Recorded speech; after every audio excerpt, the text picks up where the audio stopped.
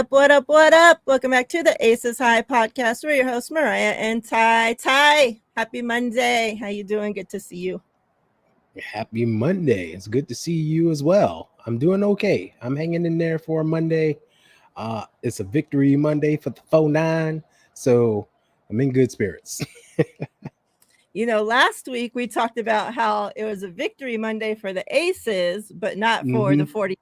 Well, this week we're in opposite Mondays here. Yeah. It's victory Monday for the 49ers. However, on the Aces side, well, you know, we're losers over there. So, yeah. Chat, what's up? Hope you guys are all doing great. Happy Monday. Hope everybody had a safe and wonderful weekend. Yeah, we had football yesterday. We had, again, WNBA competing against football on the same Sunday. Like all these days with no sports, we sat there, nothing on Thursday. All week. You know, like the Thursday night, whatever shit football game, like go up against that. Shit show. Or we sat there Friday with no sports at all. Saturday, at least, okay, compete against college football. No, you want them to compete against NFL football again, 2 weeks in a row. It's just ridiculous to do. Like the women deserve better. They deserve so much better. But, you know, us real fans, we managed to find a way to watch both. I definitely had screens everywhere trying to pay attention. And then they would, to top it off, the Aces and the 49ers played at like the exact same time. There was like an hour, you know, that the Aces started first and then the 49ers started. So I'm stressed, like pissed off. The Aces are losing at that time as the 49ers are starting. And it's just like, oh my gosh, so stressful. But got through it. We got through it. Throwback. Appreciate you. Don, appreciate you as always. Nia Kila, what's good? Hey. Maria, what's up? Brandon, what's good? What up, Brandon? Daniel Barry, what up? All those that are out there that are in chat that watch back on replay, what's up? We appreciate you all as well. Real quick, those that are watching, that do watch back, if you guys aren't subscribed to Ty's channel, She Got Game Network, please make sure that you go subscribe. The link is right in the description box of this video for you. Click on it, go over there, throw them a subscribe. It's free. We appreciate it so much. Thank you. All right, so a few things we're going to get into today. Obviously, you know, the games. We're going to get into some of the awards that they have announced. We're still waiting for them to announce a couple as well. They finally gave us the information and the date for the expansion draft for the Golden State Valkyries. So we're definitely going to get into that now that we're not just pulling shit out of our ass to make up. We actually have facts like what to go off. So we'll get into that. A lot of the teams that had their exit, you know, that got kicked out of the playoffs already and did their exit interviews, and still even some teams that are still in the playoffs as well. The players and coaches have spoke up about the racism, sexism, homophobia, everything that they've dealt with throughout this season. So we're going to get into that a little bit as well. And yeah, so let's do it. I think let's start with the awards. So we're still waiting on sixth player, which I don't know what's taking so long with that. Obviously, one of the main ones, like us, especially as Aces fans, are waiting for, because obviously we know it should be Tiffany Hayes, unless for some reason she gets robbed. I don't know, but so been waiting for that one to get announced. And then one of the biggest ones of all, which we all obviously know who it's going to be, but still like a lot of the WNBA fans and obviously the fans that she brought to the W with her are waiting for the announcement of Rookie of the Year.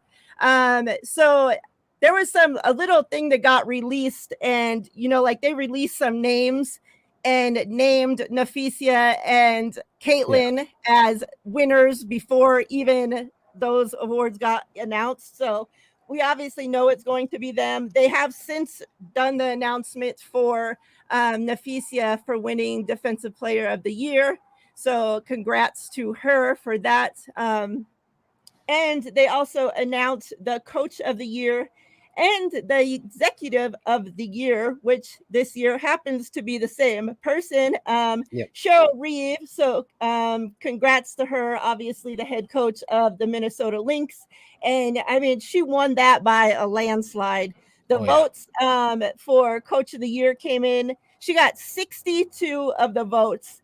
The next coach under that had 4 votes. So 62 down to 4 votes was Sandy, the coach of the New York Liberty. And then I don't know who the hell this was, but 1 vote to Christy Sides. Like, did they do that just to piss me off? Like, they wanted me to beat them up. Like, She I got a don't friend in understand. the media. Yeah, like what? her Like her that's one probably like friend. it probably was Lobo. Like, Yeah. old faster. Like she would do something so stupid like that. You're Um, absolutely right. and then on the exec side, it was kind of a closer one on this, which I didn't even know she like was the exec of the Yeah. team as well. But she got 10 votes. Seattle was I just wrote down the team, so I don't have all their names, but the executive from Seattle was in second place with 8 votes, Connecticut 7 votes, Phoenix 4, Indiana 3, and New York and Atlanta both had 2 votes. So, pretty much everybody got a vote for except for Vegas and the Sky, except for the teams I actually watch and care about. So thoughts. I think we pretty much had Cheryl winning coach of the year and Collier winning defensive player of the year as well. So thoughts on those awards. Yeah, Cheryl Reeve, much deserved, hell of a coach. Had her team competing hard all year long. Top team in the league. And if you look at them, they're not this big super team. Like, they got 1 player, but she plays 10 players.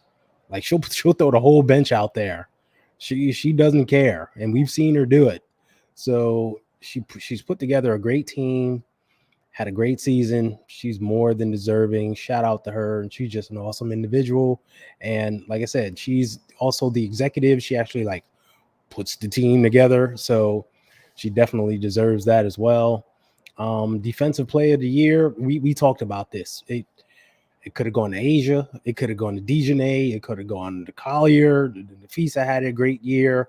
And to me, that was the toughest category to pick for because of those players. And I got to throw Natasha Cloud's name in the ring. She had a great year defending people. So it could have gone either way. I don't mind it. I don't mind. Fee had a great year, and shout out to her, but shout out to Asia and Dejanay and everyone else as well, because they were all deserving. Got no problem with it at all. They also announced most improved. Did you mention that? I thought we had talked about that last week, but I wasn't sure. Oh, I thought they had just announced it this week. Oh, okay. Well, shout out Dejanay for getting that.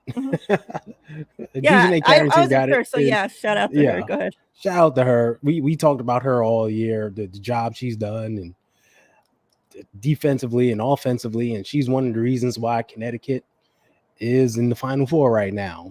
We're so good this year, and it's much deserved. And I saw her in her press conference. She was like, I'm not like one of these top players. I wasn't a top 5 pick, blah, blah, blah. I'm just hustle and grit. So I don't even know how to handle these awards, but she's very humbled and was very thankful to have gotten it. So it was good to see it go to, a person deserving, and she accepted it with grace and class and dignity and humbleness. So it was good to see. Yeah, that is right. That did come out after our show last week, and that we did talk about it. And remember, we had talked about for weeks, and we pretty much all season, after these two kind of pulled away for that, and it was Carrington and then Kennedy Carter, right? Like the season and and here's the thing.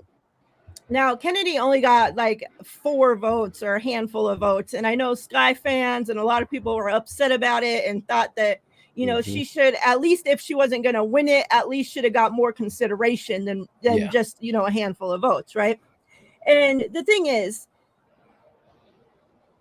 I feel the way this award is like so weird, and the NFL too, they need to do a better job with this, because they have like a comeback player award, and it's like the same with this most improved. Well, most improved because of what? Like Yeah. people are Yeah. coming back from things, they've been injured for a couple years, so, and there's no category specifically for them, right, in the Right. WNBA. So it's Yes. kind of like Yes. now they all just get thrown into this most improved. And So true. the thing is that Kennedy Carter, we know, and those that obviously followed the WNBA and know everything that she came back from, right? Like her attitude and getting kicked out the team and fighting with teammates and all this stuff, right? And she kind of found, and we talked about this, and remind me, because we haven't talked about Teaspoon getting fired as well yet either. Yeah. And we talked about her finding her perfect spot there in Chicago with Teaspoon, because Teaspoon was the perfect coach to be able to not turn Kennedy Carter into somebody different. Than, she didn't try to put her there and tell her, okay, you need to act like this, and you need to be this person, and you need to do this. No, she just controlled who Kennedy Carter already was, right? And it was kind of just like the perfect balance. And we talked about it where, Kennedy could be getting pissed off and all, up in arms, and, get a tech or get something. And all she had to do was come to the sideline, and Teaspoon just, hold her, hug her, talk to her in her ear, and like night and day, just flip the switch. And all of a sudden, Carter was fine for the rest of the game. And that was never the case before. Once Kennedy Carter got up there, it was it. She was getting thrown out of the freaking game. Like there was no bringing her down. And that was the problem. It's never been a skill thing. She was drafted, number 1, number 2 overall. Like she has the skill. She's a great player. And that's why I think that they didn't consider her for most improved, because it's like, okay, well, yeah, she came back from all that stuff, but she didn't improve her. Like the numbers are almost identical to her rookie season. So, like on the numbers and play wise, it's not really, well, what did she improve? Because she's been a baller, she just kind of found her perfect spot and, improved her attitude. She improved, like all the other things that go into making a basketball player, So I do want to give, Kennedy Carter her flowers too, because, like if there was another award, like a comeback player, that's her. Definitely comeback player of the year would have been Kennedy Carter. But yeah, I mean, Carrington, we talked about her all season, about just that, like the grit. And that's the reason why I love like the play style of Tip Hayes, like is similar to that, where like she's going to leave it all out on that court. She's going to give you everything she has every single minute that she's in that game, both sides of the court. She's going to hustle. She's going to be there. She's going to be getting rebounds, throwing her body on the line, like doing everything that she needs to do to help her team win a basketball. And they're so similar in that way. And yeah, Carrington just, oh my gosh, she was a beast this season. And it was like everybody knew that she had it in her, right? But she was injured, and she was, and she does her too in this perfect situation. It wasn't a team leaning on her to be the it girl. She didn't have to go in there and be the all-star, be the number one, be the, she got to just play her back role and kind of clean up the pieces around what the stars of her team were doing.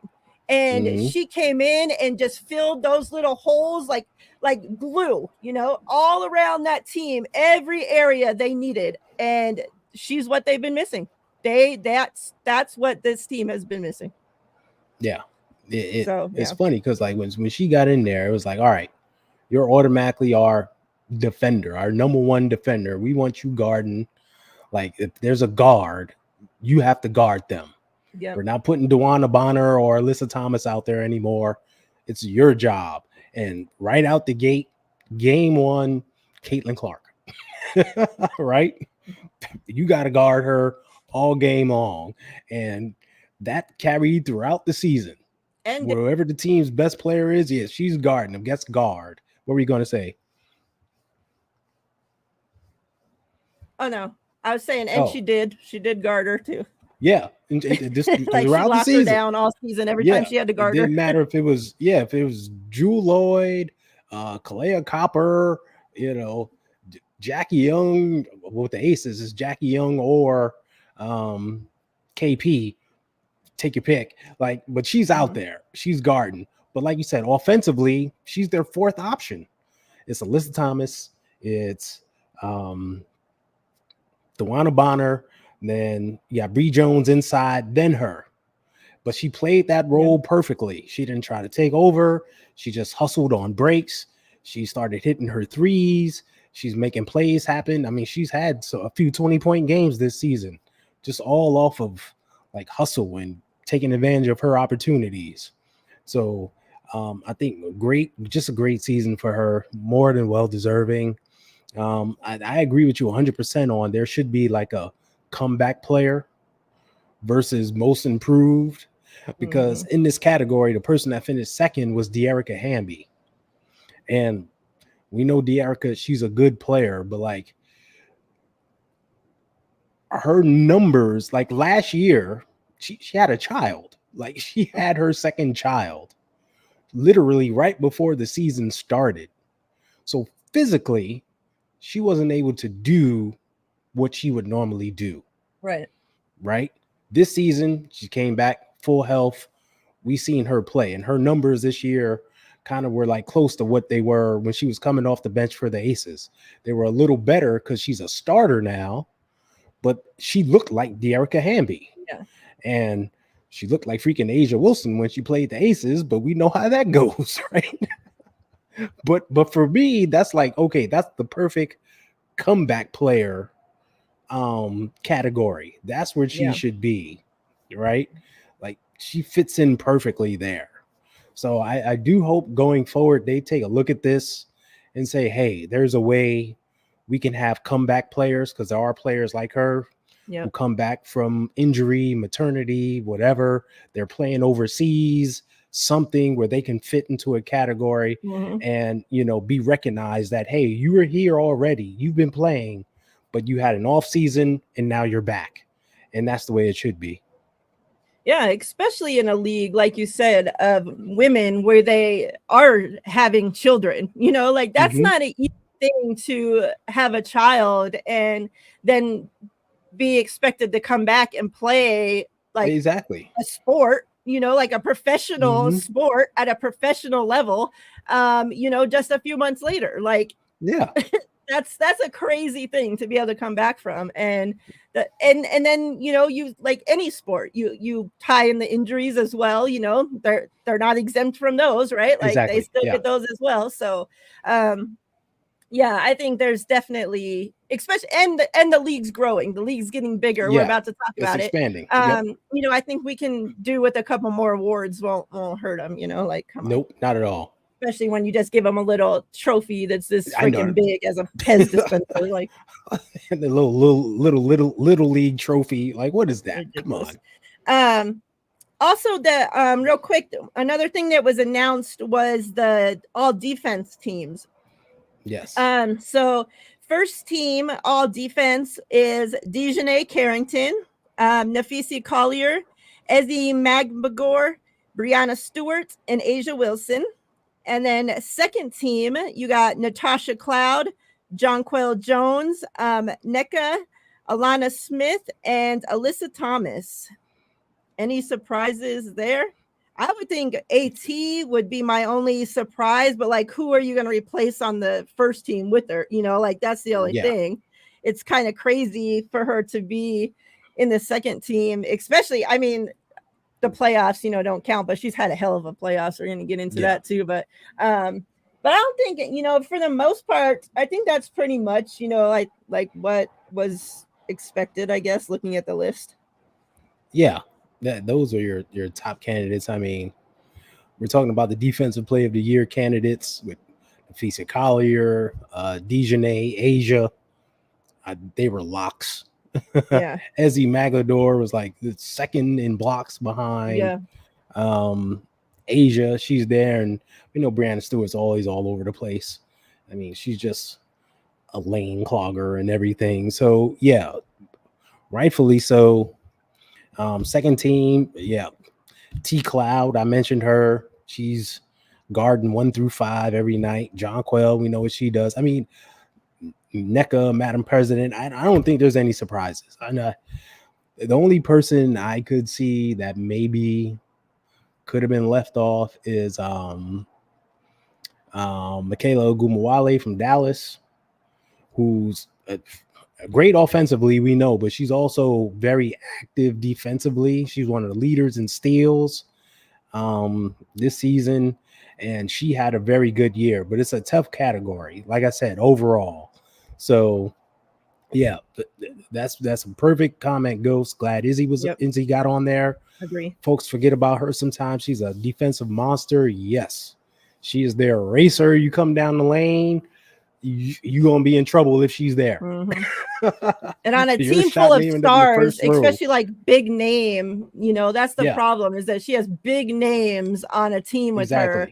And the whole hype this season especially were the two big names that were added to the team, so she kind of got, pushed back. And, in a year like that, especially for her to be able to raise up and be like, no, like, I'm here. You guys are going to know. You guys are going to know who I am, So, yeah, shout out to her. And I know that she was dealing, and they all are, right, but dealing with injuries and whatnot. I know that she's been dealing with stuff this season, and still, to go in there and, when you're playing defense, you're putting your body on the line. So when these girls have shoulder injuries and hand injuries, arm injuries, and they're having to, be up there, jumping with the tallest girl, trying to block shots and all this, and your arms are coming down, and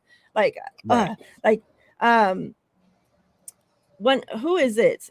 One of the girls, is it on the Lynx?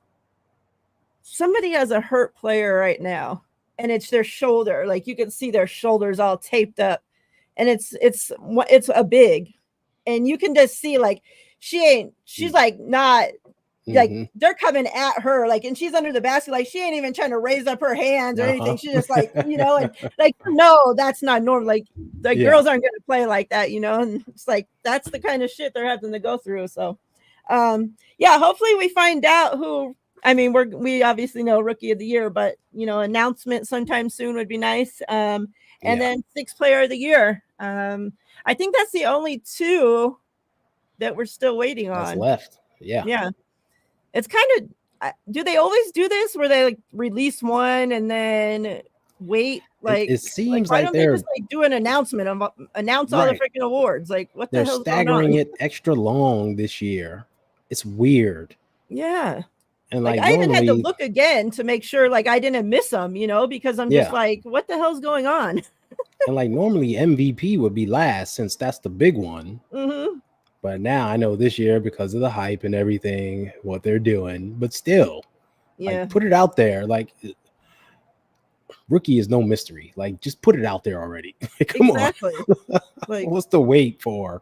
You want to have a special announcement on CNN or something? Like, get it over with. I wouldn't doubt it. Yeah. All right, let me pull up. Let's get into the Valkyries news that was announced today for the expansion, finally. So they announced they set the expansion draft for December 6th. It's going to be on ESPN, so make sure you tune in, you watch it, find out who's getting poached from your favorite team, or, if you are now going to be a Valkyries fan, who you guys are poaching. So they released some rules. They did set the number for the amount of players a team can protect at 6. Mm-hmm. So we did talk about that. We did think it was going to be 6, and it is. So here's a little thing that they released. Each current WNBA team can protect up to 6 players from being selected. The Golden State Valkyries will select from a designated pool of available players from each of the 12 current teams. The Golden State Valkyries may make pre-expansion draft trades, including deals to pick specific players and trade them to different teams.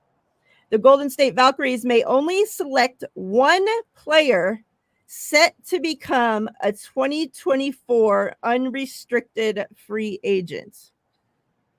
So that is some news that I was waiting to find out how that was going to work, because like, like for us, like KP, She's Exactly. going to be a free agent. You got Brianna Stewart. Like these players that have been waiting for the the money to go up and stuff, like they haven't signed. So like I've been wondering, like is New York going to be able to protect Brianna Stewart, or they're just going to have to be losing her, like so but that's unrestricted. Yeah, so that they would fall into that list. I do have a list Exactly. of the players that are in each little set thing too, but there were I saw that there were some questions about those on rookie contracts. Mm-hmm. And let me see, because I know I kept seeing people asking, if a player's still on a rookie contract, can they be poached? And from what I remember reading earlier, they're treated just the same. It don't matter if you're on a rookie contract or a 13 vet contract. Either you're protected or you're not freaking protected. Right. Simple if as you that. ain't protected, you in the pool. Yeah. So you can get picked. Now, I know that there was some confusion, and I still haven't seen anything specifically clear this up. And I don't know how many teams actually fall into this, but I know, the Aces are one when it comes to like a player like Kitley, because, or that's her name, right? I don't know what her name is, but, like we had drafted, this player in this last draft, but she was hurt. So she pretty much, was put on the injury list and has been out this entire season. She'll be set to rejoin the team, this next coming up season. But like with her, at first, when I first had tweeted out, oh, these are the players I'm going to keep, she was one of the ones that I protected. And I was told, oh, well, she's on the injury, yada, yada, yada list. So she doesn't count. Like, she won't come up into this, blah, blah, blah. But I'm thinking that we're not going to, especially since the Aces are probably the only team that fall into this category. They're going to make us protect her. Like, we ain't going to get away with nothing. So, yeah. Oh, most definitely. I'm guessing she's going to have to be protected. Yeah. There's some teams are going to try to slip a 7th player through. Like, oh, she's on our injured non-reserve list, whatever, some crap. They ain't letting the Aces get away with none of that. Well, and then like the rookie thing, like New York has Sabally and what's her face on rookie contracts, So I was like thinking like, well, why like that's the whole point. They got this deep ass bench that the Valkyries need to poach. And like, why would they be able to protect all these players just because they're on rookie contracts? Like, no. Nope. So yeah, they're gonna have to. Yeah. So with all these rules coming out, and what now that we know for sure it's 6 players, and we're gonna say that both of our rookies, have to be protected if we want to protect them. Who are you protecting? It's the big 4, obviously. Got to protect them. Don't say obviously, because I'm not protecting them. Well, I know you're not protecting them, but I'm thinking just as far as, moving forward, championships, what they would do. You take your top 4, Asia, Kelsey, Chelsea, Jackie, right? And Kelsey's not under contract. She's not under contract. So how does that work? Can she be protected?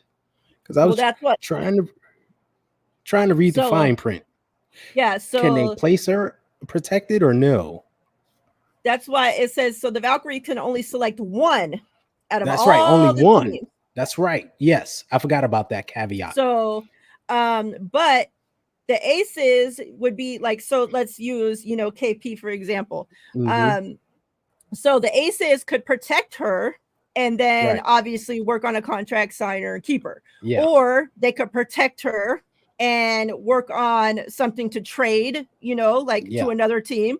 Or they could protect her and work on something to trade to the Valkyries, So there's many different ways they can go about it. But from what I've read, if she's one that they're planning on to do whatever, or like if they're not either, if they don't protect her, she can just walk away, free and go wherever she wants, So whether the Valkyries take her or she can go sign with another team, But yeah. So yeah. So I'm thinking, okay, top four, gotta protect her. Um, Alicia Clark, because she's your Miss Do It All, sixth woman. And then now this is assuming Tiffany Hayes re-retires, of course, which was everyone is saying like she's definitely walking away. Then I'm protecting Kate Money Martin. Got to protect Kate Moneybags, right? So that's my core six that I'm protecting. You can't touch. These are my aces. That would be me. So me, um, and now if this is what I was talking to Z, my wife, about earlier, when it comes to Tiff, like obviously the aces are going to need to know if she's planning on, I'm sure there's already been talks whether, this was Yeah. just I'm coming out of retirement to only play this season, or maybe, okay, now I've came out of retirement, I like it, you guys work with me and my businesses and all this other shit that I do, Mm-hmm. I would be willing to come back, like, or I'm hanging it up, or I'm going to try to go play for another team, like those talks need to be had, right, at some point. Yes. Yep. So if her plans are to retire, well, then obviously she's retiring, right? But if her plans are to come back in this league, I'm coring her. Mm-hmm. I'll be coring. So my six, assuming she's coming back, would be Asia, obviously, Right. Chelsea, um, Jackie, Kate, Kitley, Mm-hmm. and Tiff Hayes. Okay. I Now, like if it. this was 2 years ago, 3 years ago, I'm coring Alicia Clark. Mm-hmm. However, she may retire next season. She might retire the season True after. that. Like, we don't know. And I'm not going to risk losing one of my rookie players that's, we're supposed to be building. Like, we have no other young players on this team. So if we let our two Yeah. rookies go, what's the future of this fucking team? Like, they're all old. I know. So You like, got to get young. Yeah. yeah. And like that's what I was talking to Z about earlier too, is like, if I'm the Valkyries, like Alicia Clark's somebody that I'm going after specifically.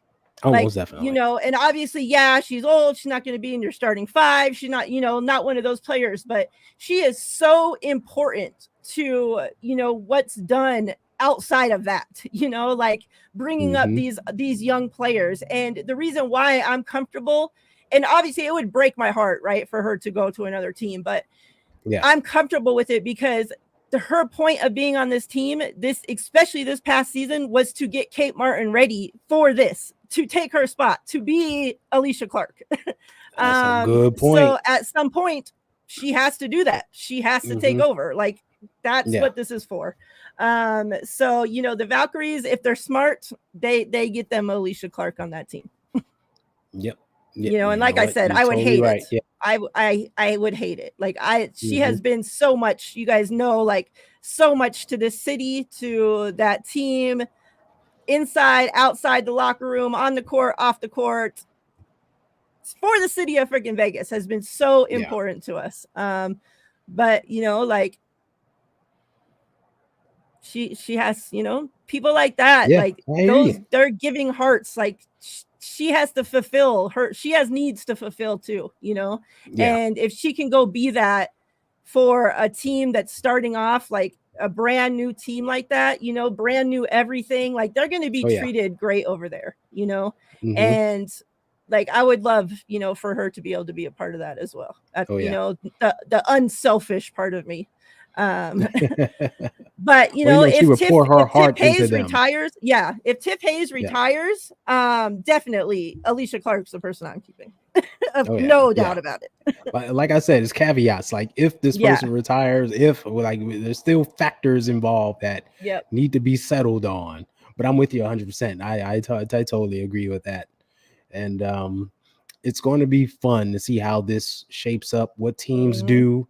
Because like you said, there's teams with older players and younger players, and they got to think of their long-term future. So we know like every team has their like top players, but then that second tier is where things are going to get interesting. So I'm going to be anxious to see how these lists look when they come out and what this pool will be Mhm. and who the Valkyrie will choose. I mean, you only pluck one from each team, so they're going to have to choose selectively and make this thing happen. But it's exciting. I'm so Yep. glad this came out today. We finally got something we can draw upon instead of speculating, and it gives us food for thought. Yep, I agree. All right, let's talk real quick about a couple of the coaches that will be, I mean, that have been fired so far. Obviously, the big first name, the first one was the Los Angeles Sparks Mm-hmm. firing Kurt Miller. Yep. Was, only his second season, there. The team, obviously, the worst, one of the worst in the league. I think they did end up maybe with the worst freaking record in Yeah. the league.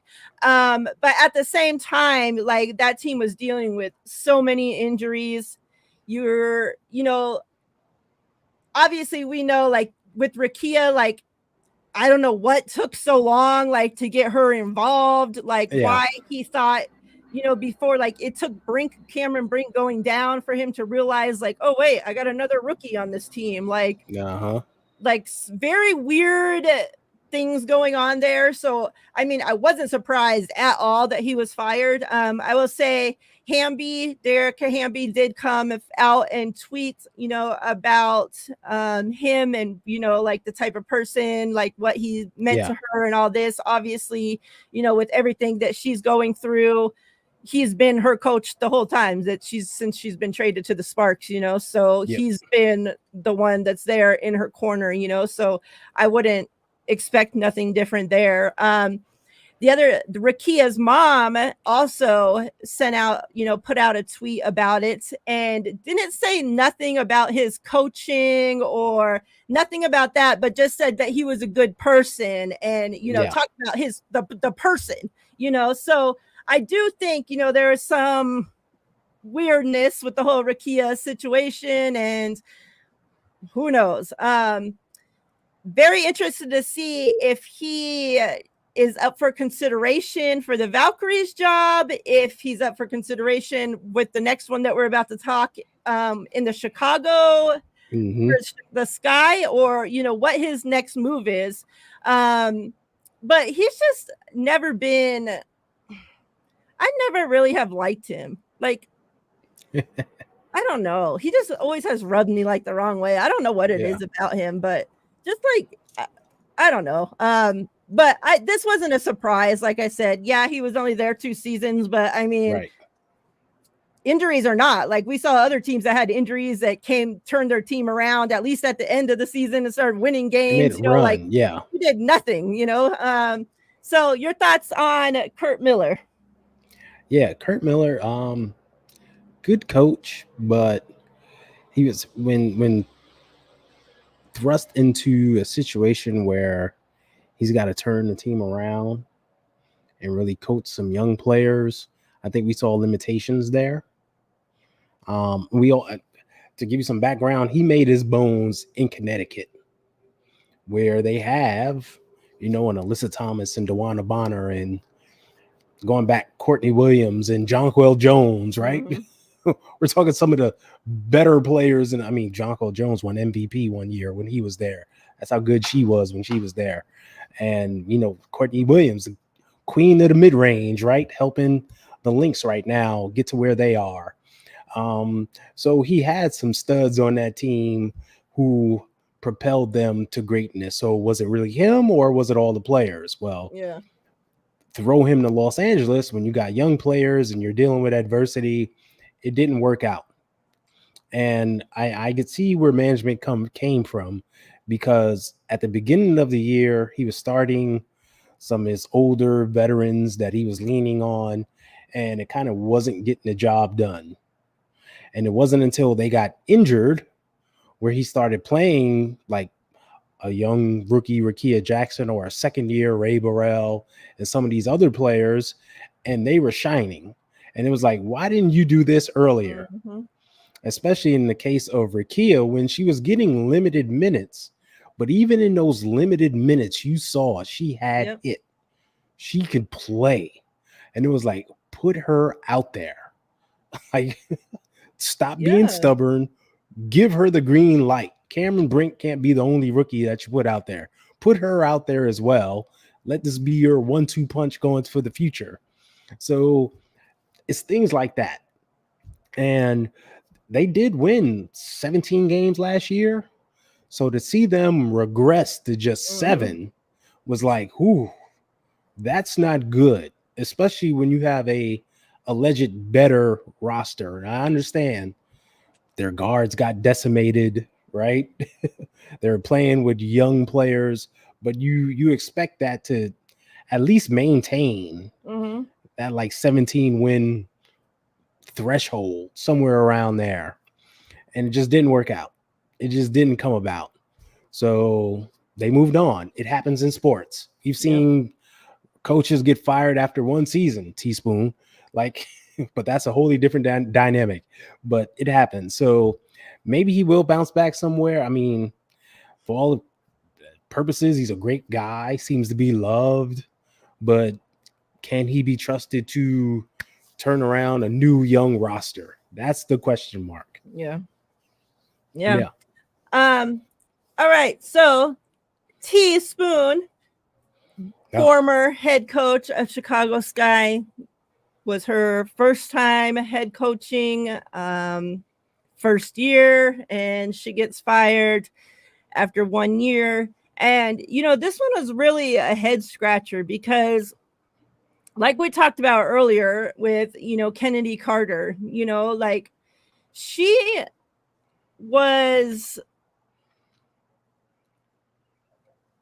had so many different, like with Angel, like, and then you have this big personality with Kennedy, and like she's like supposed to, like, she was very good at being able to take all these different personalities, all this fame and everything that she had coming, towards her with Angel Reese, and be able to quiet all that, and just get those girls to play basketball. And yeah, it wasn't always the greatest results, right? No. But for a first time head coach, like, it was a rebuild. Like, what are you expecting from her in one season? Pretty much every player on that team, except for the ones that have already, talked shit in their closeout interviews, about hating everything fucking Chicago. What are you going to expect from them to say anything good about anything?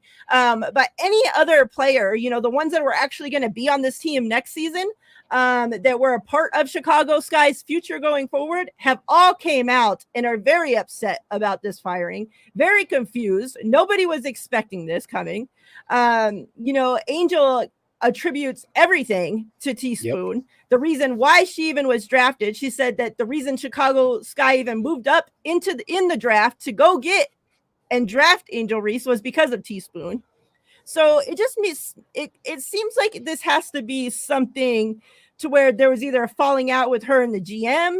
Now the GM was hired after Teaspoon. So he could, want to get his own coach in there and his own people in there. And that's usually how it goes, right? So definitely that would, if I were to pull anything out of my ass to guess why this firing occurred, that would have to be it. Because what are you expecting from the lady? Like, like we sat up here and talked, and yeah, by no means was her coaching job perfect, right? But you're learning literally on the job.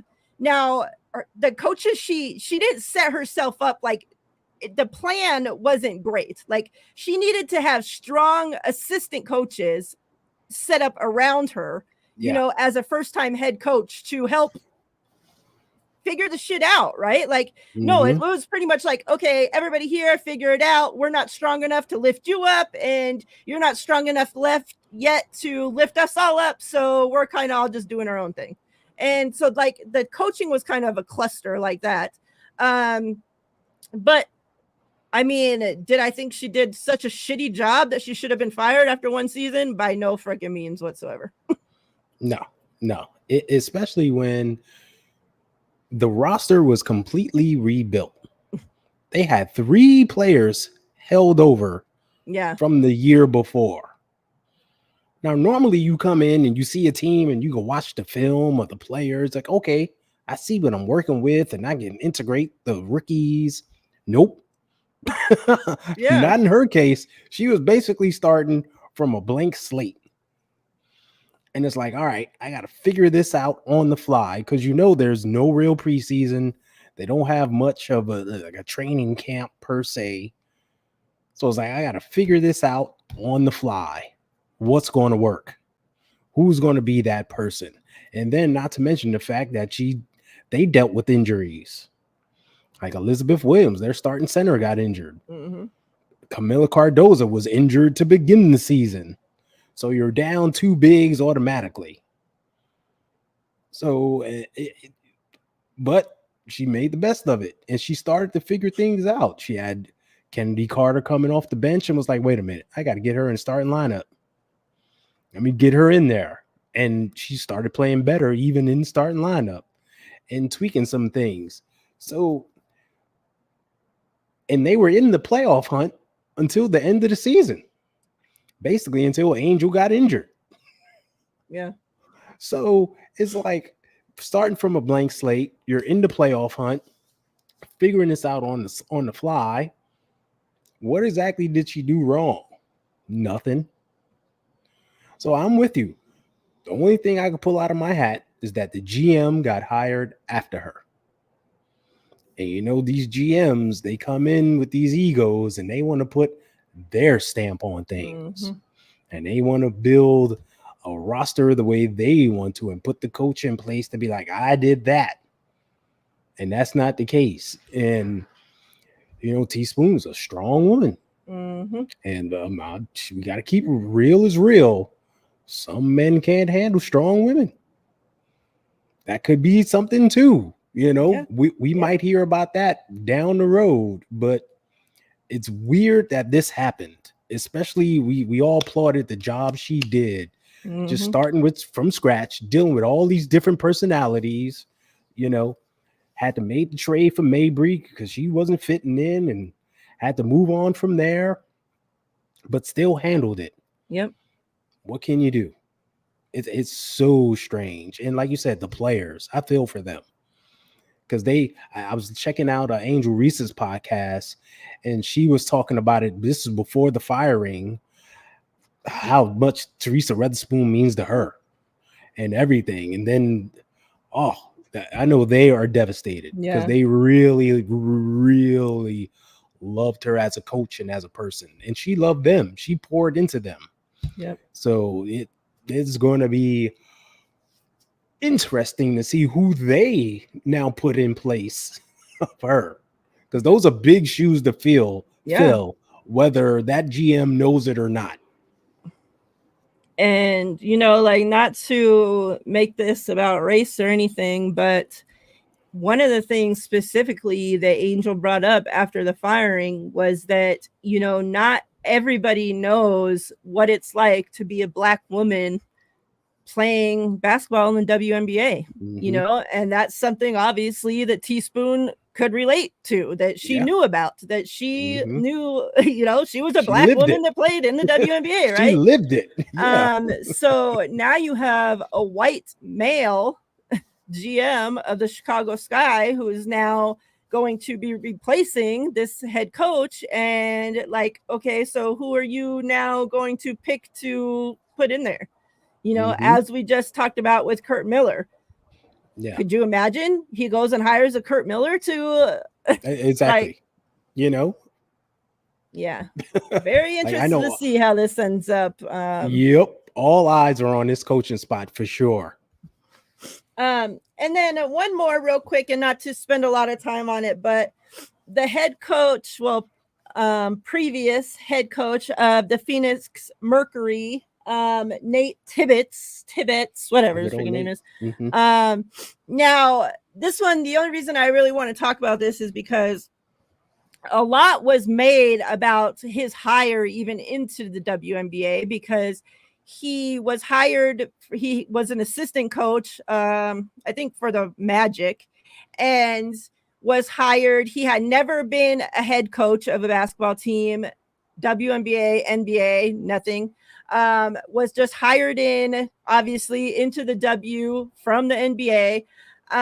Was made the highest paid head coach in the WNBA. So you're hiring a male into a women's league and now paying him more than anybody else in the league, with no experience, no head coaching experience. Like, so a lot was made about that. Like, there was no previous players from the W that were looking for coaching jobs that, like, why do you have to keep going out to get these people, right? And then obviously the only thing that even Phoenix Mercury could celebrate when hiring was that he was a girl dad. So that he took over that name, girl dad, because that was his only way of relating to the women in this league, was because he had daughters. And I think he's been there he was only there one season, and he's now been fired. And, that's a team where you had a lot of stars. We talked about this all season. Like, they have a lot of star power on that team, and to just come out every night and just be total ass. Like, it never looked like they were playing with no rhyme, reason, plan. Like, they were just all out there kind of doing their own thing. It's just like, what the hell? So I'm not surprised. He shouldn't have been hired in the first place. So I hope no other team makes the same mistake. Exactly. And there are plenty of qualified individuals to be that. And like, if I'm Phoenix, they have a coach in place that is qualified to be a head coach. That is one Christy Tolliver. And Christy is a former player in the W. She knows all about the league. She's a point guard. And as we know, point guards just have a head for seeing the whole game. And they oftentimes go on to be great head coaches. Hello, Dawn Staley, the Aces' own Becky Hammond. Like, it's a long list. She's on that list, and she's been coaching since 2018. And she coached in the NBA for the Washington Wizards, and she coached for another organization as well. I can't remember who it is, but here she is in the WNBA being assistant coach. Like, she's got some pedigree to her. She's primed, and I know that players will respect her because they respected her when she played. Like, that's a person you can tap into. Same path as Becky Hammond when you look at it. Yeah. She can be that next great coach. So, like, stop going for these unqualified people who know nothing about the league and grab someone from within. They're out there. Yep. All right. Let's take a look at these two games from yesterday. Both of them play again tomorrow. Aces and Liberty at 4:30 Pacific time, and Sun and Lynx at 6:30 Pacific time. So make sure you guys tune into those. All right, so starting Aces and the Liberty. Aces pretty much got their asses kicked the entire game. They lose 77-87.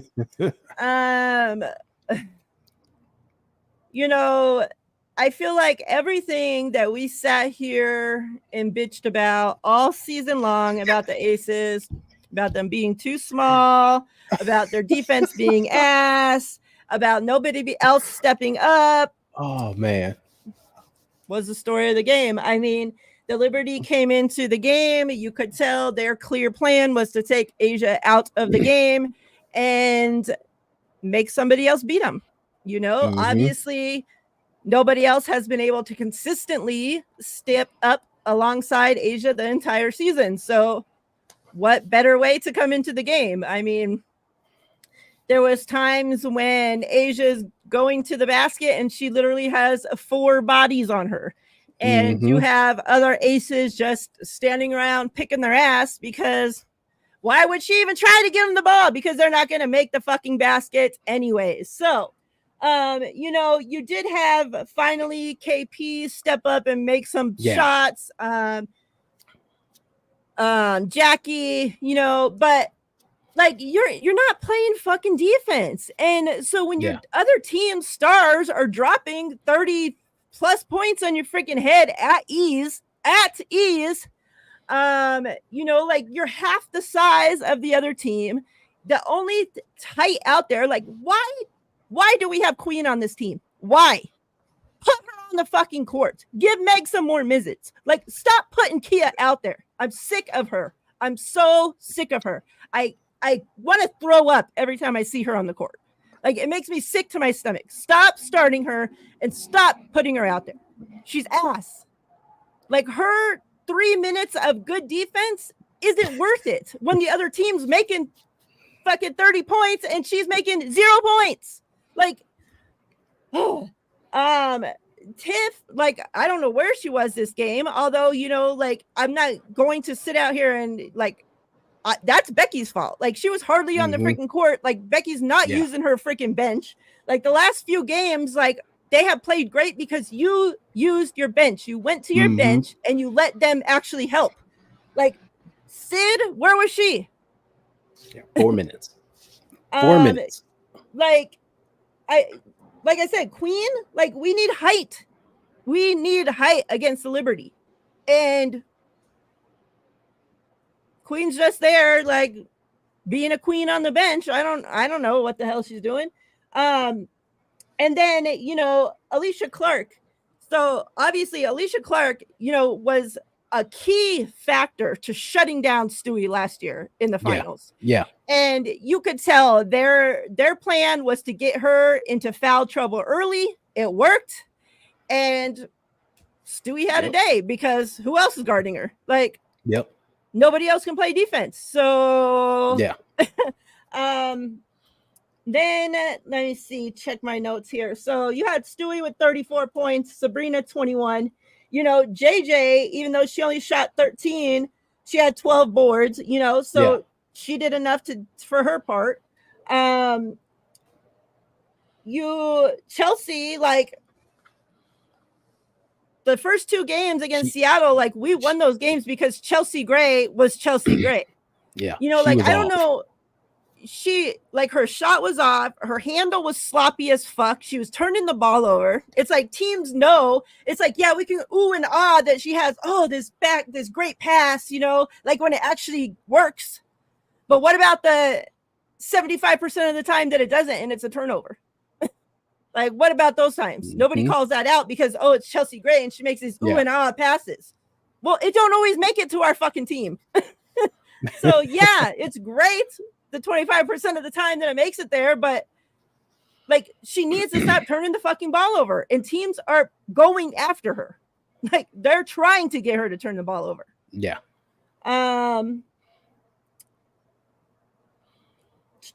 Yeah, I mean, they have to step up, and I know Becky was cussing their freaking asses out, and they came out at halftime, and it didn't even fucking matter.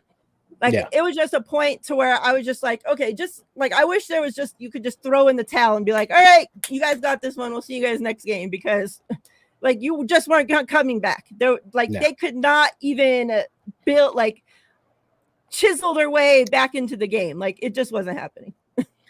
Yeah. They cut it to 7 at one point, like early in the third or something, late in the second, but that was it. It was like they were going these little runs and cut it to single digits, but then the defense would go to shit all of a sudden, and they would allow Liberty to just run down the court. They were getting fast breaks, they were getting easy threes. It was like, where's the defense? Where's the stepping up? What's going on here? It's funny watching the game. I just kept recalling our conversations over and over, like, damn, they're small. Where the F is Meg? Meg is 6'4". Put her out there, because Kia's doing nothing. Where's this? Like, what's going on? Like all this stuff was popping in my head, and I'm like, what is what is going on here? Like, what exactly is happening? And like, Asia can't be the only one out there. You are so right. They were, the big term this year is blitzing a player, and it's basically you double, triple team them, whatever. You want the ball out of their hands. The Liberty's game plan was to send everyone at Asia and dare someone else to beat you. I mean, at one point, I saw they had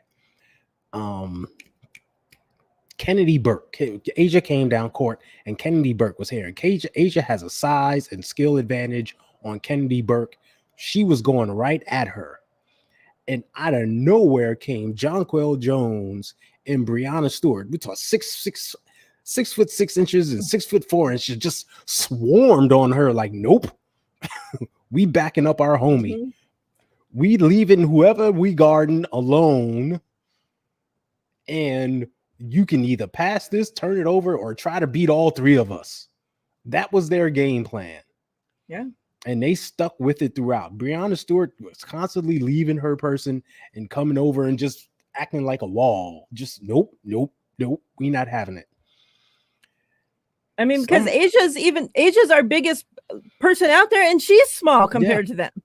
Yeah, exactly. So like you see 6'4" Asia, and she's 6'4" and slim, but then you got 6'6" Jonquel, who's big, and she's battling her.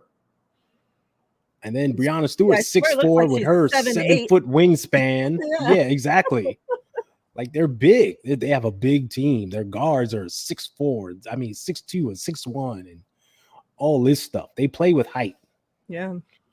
And they go to the bench, and it's Nara Sabali coming in, and she's 6'3", 6'4", and KP and Kennedy Burke, and they're 6'1" and 6'2". They play with a lot of height. So you got to match that, and you got to match that with people who can move. Like I was expecting Becky to say, okay, Stewie's all over the place. Let me at least put Asia on her because she can move with her. Mm-hmm. Kia can't move with her. Right? So that's why she had Alicia Clark on her. But the game plan was get fouls on her so that she's out of the way. Because they remember last year, Alicia stuck with Brianna Stewart and kind of locked her up.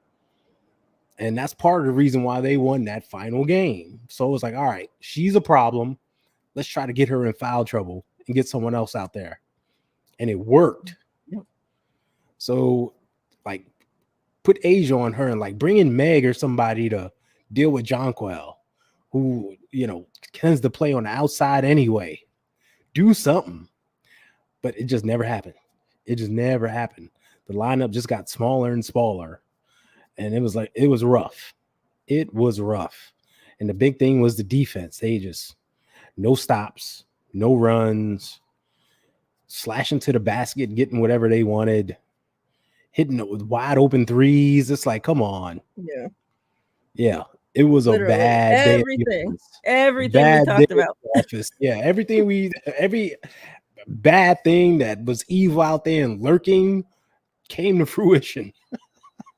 And then when your shooters, finally their shots were falling, like KP, I think, had 20 something, she dropped 24. Yeah. So, but the other pieces around, then they weren't doing enough. So it's like, we need everybody around to actually step up and do their part all on the same night. Like, can we get that to happen? Yeah. Because if not, then that's it. We're getting swept tomorrow and GG's. Well, it's best of 3. So oh yeah. It's not tomorrow. But like Kelsey Plum, she shot over 50%. Like she was hitting her shots, but everyone else, we talking 37% for Jackie Young, Chelsea Gray, 28%. Alicia Clark was off. She missed some easy bunny layups. It was like, what's going on here? Mm-hmm. So they got to get together. They got to step it up for sure, because you don't want the Liberty riding high No. on a 2-game win streak. Like if the next game is tight and they win it by 1 or something, at least that puts some doubt in their mind. Like, oh my gosh, we just barely escaped this one. Mm-hmm. We got to get better. It can't be this big 10-point easy win with a crowd going crazy and Yeah. Jason Sudeikis is dancing in his seat and none of that crap. Spike Lee talking trash. You can't have none of that. Yeah, it can't be none I of that will again. hats off to KP because for her, she has some thick skin because there's a lot of players that'll be there bitching, trying to get people thrown out. She's literally Spike Lee's there, like harassing her over and over and over and over, and she's just there right back to him, like and then she was questioned about it in the presser, and she's like, oh, I'll leave what was said out there on the court, but like it's all in good fun, like thank him for supporting the women, like like a lot of girls wouldn't have sat up there and been able to say the way that she handled that. So shout out to her for that. All right. Yeah. Sun and the Lynx. Now this was a great game. I was pulling for the Sun to win. I'm glad that they did, but back and forth, like close.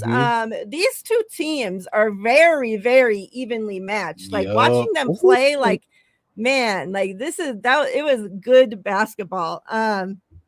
So you had Mabry leading the way for the Sun, and we talked about this last week about them trading for her for this reason to be. I think she hit 6 threes or something in this game. Like that's what they needed. They needed that consistent three. That's like she's able to they're able to spread the floor with her. And she's not afraid of the moment. The moment's not too big for her. Like, and I know Sky fans were so pissed at her because there was a game that came down to her shooting free throws and she missed them. And had she hit those, they would have won the game. And I have to, like, literally out of all the times I've seen her play, that's the only time I've seen her, like not come through in that moment. It's like normally, like, and so far through these playoffs, like when her teams needed her to come through and hit those clutch big moment shots, no freaking problem. And then you had AT, like she just been, I had brought her up earlier, her defense, always her defense, right? Like she's able to lock down the best in this league, but when her team needs her to freaking shoot, she's able to switch it around and do that too. And she was the second leading scorer on the team, 17 shots and 10 rebounds. She almost had a freaking another triple double in this freaking game. Like she was one off, I think. Like one rebound away. Yeah, like one assist away. Sorry, one assist. She's been great these freaking playoffs. On the Lynx side, obviously you had, Fee doing her thing, 19 points, 9 rebounds. You had Carlton drop 17, but I mean, pretty much other than that, like, McBride coming in third with 12 points, like no, the pieces around Fee, like, like what we were talking about with the Aces, like they didn't step up and do enough. And like they were still that close to winning this game, So imagine if they would have actually stepped up, like, man. But just back and forth, great game, offense, defense, like so many big plays like this. If you guys haven't turned on a WNBA game by now, like, I don't know why you're watching the show, first of all, but if for some reason you are and you haven't, this is your time. Tune in because tomorrow there's gonna be some good basketball on. Thoughts about this game?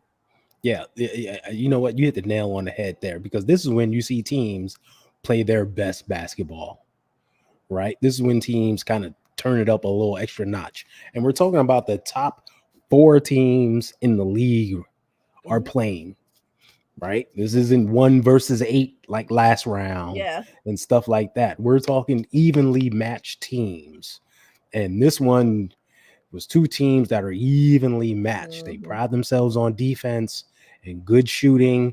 And you saw it all on display. It was a game. It came down to the last shot. That's how tight it was. Great basketball all around. Marina Mabry, it's funny. Looking at her the second half of the season and in the playoffs, a thought creeped in my mind, like, was she tanking in Chicago?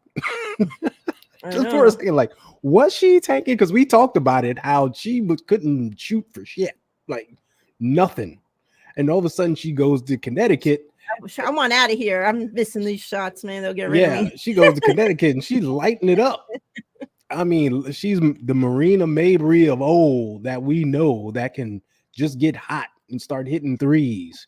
And she was a huge factor in the game. Alyssa Thomas, you got to give your hat off to her. People aren't talking about her enough. And I understand she had a triple double in her last series, and we know why that wasn't talked about, because only one person can outshine, Yeah. that Fever team. You can't. No. So we understand that, but to come back and be one assist away from a triple double against the Lynx, which is a Yeah. very good team. Got your defensive player; they play good defense all around. Yeah.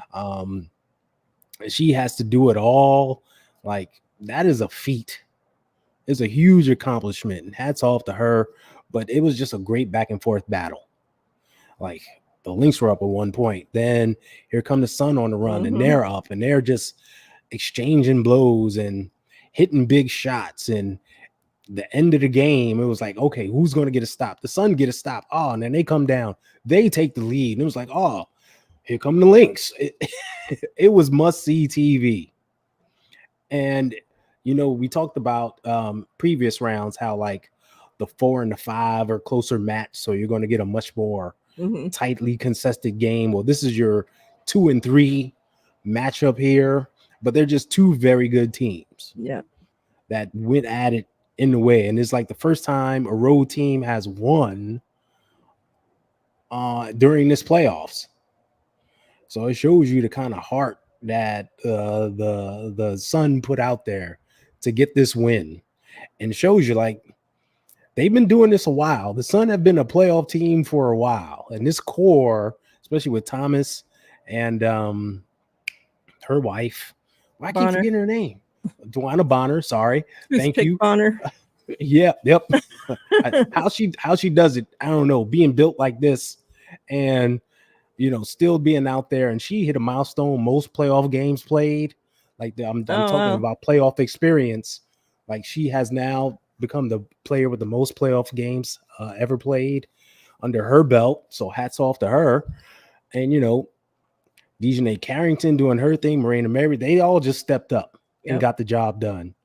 And I'm excited for game 2, because I know it's going to be another highly, tightly contested ball game, and people really need to tune in. Yeah. So the talks about, what the players and coaches talked about, we're going to have to save that for next week. And, maybe we'll have some more conversations to add to it as well, because the discussion definitely isn't going anywhere. But unfortunately, we have run out of time tonight to cover it. But real quick, so for this game tomorrow, who do you have winning these 2 games tomorrow? Do you think, any of these teams go up 2-0? Do you think they end up splitting? Where do you think we're at? I'm in the split category. I think the Aces bounce back and get this win. They make adjustments. They see what the Liberty want to do. Yeah. All right, let's set this up and get this done right. And I think we'll see Asia get off more screens. And they did this early in the year, and it was brilliant by Becky. Don't just have Asia go down in the post and post up where people could run at her. Run her off some screens and kind of free her up. And she has that sweet mid-range jump shot that she can pull up and do, or drive to the basket and hit a layup or draw a foul. I think we'll see more of that and get her going. And hopefully Chelsea Gray is like, all right, I stunk it up. Yeah. Let me be the point guard and like at least hit some shots, do some things. And I see Tip Hayes getting more minutes. Like, how she's not getting 25 to 30, I don't know, but that's a different story. So I see them stepping up, especially defensively, doing their thing and splitting this. And I see Minnesota pulling it out, because Cheryl Reed will make adjustments. She will get them going. And a big factor was Kayla McBride didn't shoot very well. I Right. think she only hit 1 3. And she's Mhm. like one of the leading 3-point shooters in the league. So they'll get her going, hit some shots, and this thing will be split. And we'll have like a best of, what's that?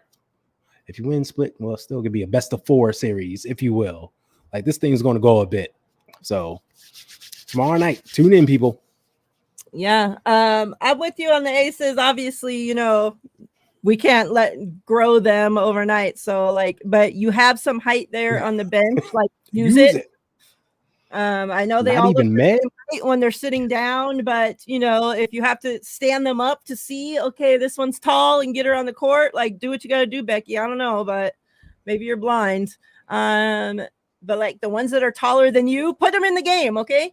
And then, yeah, obviously, you know, the ones that were in a shooting slump, you're not going to expect them to be in a shooting slump, you know, 2 games in a row, hopefully. So yeah, I mean, Chelsea, these are the moments, you know, that she lives for, she plays for. Like we need her to step up and do more. Like you have to, or you know, like it's gonna be done. Like, you know, figure it the fuck out. The point guard that we saw against Seattle, those 2 games, like we need her We need that big against time. Liberty. And yeah, obviously Alicia Clark can't be getting in foul trouble, you know, to start the game. Like we need her in this defense. Like she's a huge part of this defense right now. And yeah, just everybody needs to step up and do their part. Like Asia can't fucking do everything, especially when she has half the team hanging on her, you know. So I'm hoping, you know, obviously, you know, I'm not expecting that the Lynx are just, I mean, yeah, that the Lynx are just going to go out there and stink it up. But, you know, if I could have my way, the Sun to go out there and beat them again. I just am sick of the Lynx fans, honestly. They think that their players should have won MVP. They think they should have won all the fucking awards. They think that everything. They think they're better than everybody. Like, I'm just so tired of hearing them. So if the Sun could just get them out of the way, like that would be fabulous. If they go up 2-0, I think that series is over. Because they are to go back to Connecticut, I think they're going to close it out at home. And I'm just pulling for Carrington because, you know, like I know that we don't even know half of the shit that she went through this season, but the half that we do know, we know has been terrible. So yeah, like I'm just pulling for people that the rest of you have been talking shit to and being racist to and following home and this shit is treating like shit and doing all this crazy shit to. Those are the people I'm pulling for. So I hope that she goes out there and, you know, kicks, you know, and it's not really the Lynx fault, you know, but you know, she got to take it out on them, unfortunately. So yeah, they got to do what you got to do. So yeah. Next week, like I said, we'll get into all that about, you know, the racism, about everything that pretty much went on this season, you know, that the players have spoken out about. The WNBA finally coming out and saying something, you know, coaches getting into it now. Yeah, we'll get into all that, and then obviously we'll see where the playoffs are at that point. But yeah, make sure you guys tune in to those playoff games tomorrow. Aces and Liberty tomorrow at 4:30 Pacific time, and then Sun and Lynx at 6:30 Pacific time. They were on ESPN, I think, yesterday. Yeah. So I would assume again they'll be on ESPN for the rest of the playoffs. Yeah. So make sure you guys tune in. Good basketball. Ty, appreciate you. See you tomorrow for 49ers talk. And then, yeah, we'll be back to do this WNBA thing all over again every Monday, 6 Pacific time. We're out of here. Till next time. Appreciate you all. Go Aces.